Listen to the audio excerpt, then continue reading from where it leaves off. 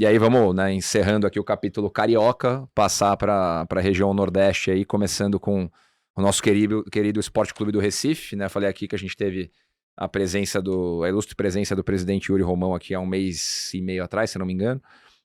Quem não ouviu pode escutar um baita episódio, um papo super legal com o presidente, né, que está no comando do esporte há 4 anos, né? Ele entrou no esporte no meio de uma crise política histórica em 2021, um momento que o esporte teve vários presidentes, e ele foi o último ali naquela esteira e permanece até hoje dentro do clube. Promoveu uma série de iniciativas muito positivas ali, como o processo de desalavancagem do clube, né, pagando muita dívida nesse período, né, a dívida saiu de 400 milhões para o número que eles reportaram aqui agora, né, na casa de 250 milhões de reais. Mudou a governança do clube, né, então a gente falou aqui com ele também, ele é o último presidente, formalmente falando, da história do Esporte Clube do Recife, que agora vai ser, a partir do próximo mandato, quando terminar o mandato dele, vai ser gerido por um conselho de administração. Então promoveu essas mudanças de gestão de governança, reformas estruturais, passou por 2 Série B seguidas, né? Então estava na Série B em 22, bateu na trave, 23, bateu na trave e não subiu. Em 24 acabou conquistando o acesso, e esse ano ele até comentou aqui com a gente, fez alguns investimentos maiores do que vinha fazendo, tudo dentro da capacidade deles, para tentar se manter numa Série A, né? A gente falou aqui semana passada que publicamente dificilmente clubes assumem isso, mas na minha opinião, todo clube que volta da Série B tem como prioridade se manter na Série A no ano seguinte. Ele falou sobre isso aqui também. Infelizmente começou mal o campeonato, né? Hoje é o lanterna aí da competição, mas estamos ainda na 8ª rodada, se não me engano, então temos lenha para queimar, mas via de regra, falando do resultado do esporte aqui, e aí vai ficar claro, né, essa diferença de clubes que estão na Série A de um clube que vem da Série B, o tamanho da distância que ele tem que encurtar, né, com o trabalho deles, né? O Sport reportou aí em 24, ano que ele esteve na Série B, né, uma receita bruta de 139 milhões, então a gente falou do Vasco, né, quase 500, Fluminense quase 700. Receita de time de Série A, né? É uma receita relevante, né, mas ainda assim limitada à Série B por conta dos direitos de transmissão. Então ele fez esses 140 milhões, endividamento ali na casa de 260 milhões de reais, né, lembrando desse trabalho progressivo que eles vêm fazendo de redução desse endividamento, com a necessidade de investir mais em futebol esse ano, e tendo ano passado a maior venda da história do futebol da região Nordeste, né, o Pedro Lima, lateral direito, formado nas categorias de base do Sport, que foi vendido para o Wolverhampton da Inglaterra por 60 milhões de reais, 10 milhões de euros. Então, um esporte aqui, né, o presidente foi muito feliz no detalhamento disso pra gente mês passado, mas um esporte que é responsável, que tem disciplina, que sabe até onde pode ir, e esperamos que tenha um bom resultado esse ano também, né? Poxa, perfeito. Acho que essa foi a melhor apresentação aqui do Pedrão, que praticamente matou aqui a charada, né, do que fez o esporte. A gestão de caixa foi muito boa. O clube, de fato, teve uma receita de Série A justamente por conta da venda. E aí, talvez, eu acho que essa é a grande... É o grande doce na boca dos times do Nordeste hoje, para eles entenderem que, para você poder competir em termos de mercado, localização, com...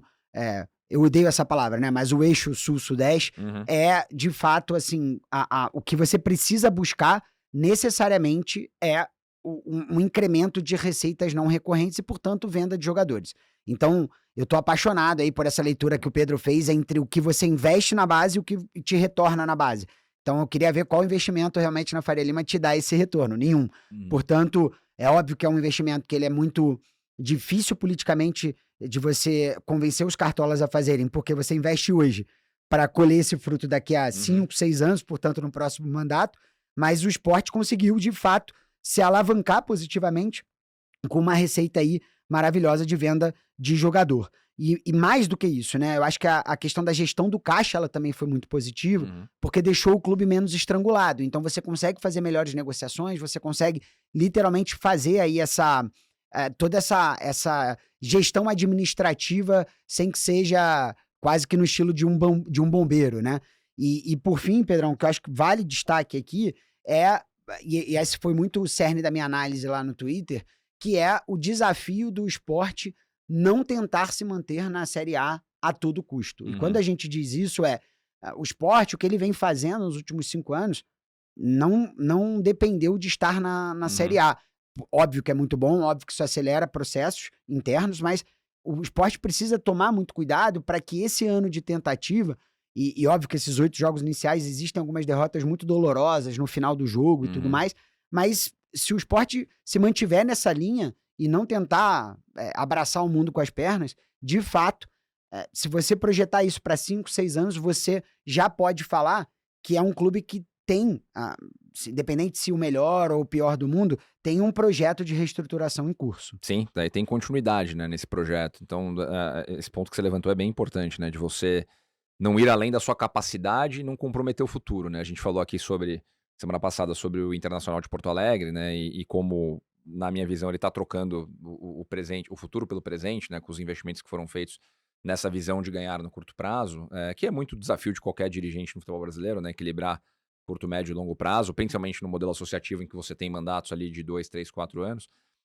Mas no caso do esporte, o presidente falou aqui, né, e em alto e bom tom, que não vão passar da capacidade deles, vão fazer os investimentos dentro do que eles podem, e aí foi até parecido, eu passo paralelo aqui com o Ronaldo Fenômeno no Cruzeiro, né, que também falou publicamente, né, quando voltou da Série B para a Série A, e foi muito pressionado pela torcida por isso, né, falou, voltamos da B para A e a gente vai trabalhar para se manter na A. Organicamente. Eu não vou gastar mais do que eu consigo para tentar chegar numa Libertadores ou nada, ou tentar ganhar o campeonato. Né, fez esse alinhamento de expectativa com a torcida, tomou porrada pra caramba e conseguiu se manter na Série A, que era o grande objetivo deles naquele ano de 23. O Sport acho que vai pela mesma direção, com essa gestão controlada e responsável. E o ponto interessante até de cruzar com o nosso último episódio aqui, quando a gente falou do Santos, é que o Sport conseguiu fazer a mesma coisa com o Santos, né? Os dois na Série B trocaram a receita de direito de transmissão por venda de jogador. Conseguiram compor a receita ali e manter patamares parecidos. E só para dar uma noção para quem está assistindo a gente da ordem de grandeza de investimento em futebol que você tem que fazer quando você sai da B para A, dentro das limitações do esporte. O Sport na Série B em 2023, quando ele bateu na trave, né, perdeu a vaga de forma muito dolorosa na última rodada, ele investiu 40 milhões em folha de pagamento, né, para futebol. Ano passado ele aumentou isso substancialmente para 70 milhões, então conseguiu, né, o acesso. Esse ano a gente está falando de mais de 100 milhões investidos no futebol. Então, Perfeito. A capacidade que você tem que ter de investir no campo para o campo tirar resultado, e aí entra toda a discussão de Moneyball, né? Quanto mais assertivo eu for no meu investimento para futebol e conseguir ser eficiente, melhor, porque as cifras estão cada vez mais altas. Eu vou começar a lançar umas camisetas com frases assim de efeito, né? Tipo a do Mauro César lá da Eu Odeio a Data FIFA. A primeira vai ser SAF não é solução, e a segunda vai ser subir de divisão não significa ganhar mais dinheiro, né, Pedrão? Porque as despesas aumentam também, né? É isso, exatamente.